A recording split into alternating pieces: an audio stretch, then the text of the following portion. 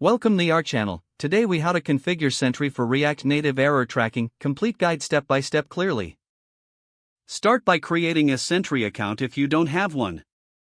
Once logged in, create a new project by selecting the React Native option. Follow the prompts to get your project set up in Sentry. Next, open your React Native project in your preferred code editor. Install the Sentry SDK by running the command npm install at sentry/react native or yarn add at sentry/react native in your terminal. Once installed, you need to link Sentry to your project. For React Native 0.60 and above, the linking is done automatically. If you're using an older version, you'll have to manually link the package.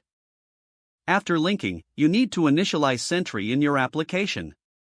Open your main application file, usually named app.js.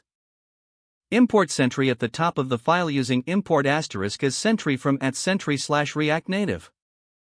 Initialize Sentry by calling sentry.init DSN, your DSN URL. You can find your DSN in your Sentry project settings. Replace your DSN URL with your actual DSN. This DSN is essential as it enables Sentry to route error information to your project. Now, it's time to test the integration. Create a function that will throw an error for testing purposes. You might use something simple like throw new error. This is a test error. Call this function within a component or lifecycle method. Run your app using React Native Run Android or React Native Run iOS. When the error is triggered, check your Sentry dashboard for the reported error. You should see the error logged under the Issues page. Fine-tune your setup by configuring additional options if necessary. You can add integrations for specific frameworks or platforms to enrich the data sent to Sentry.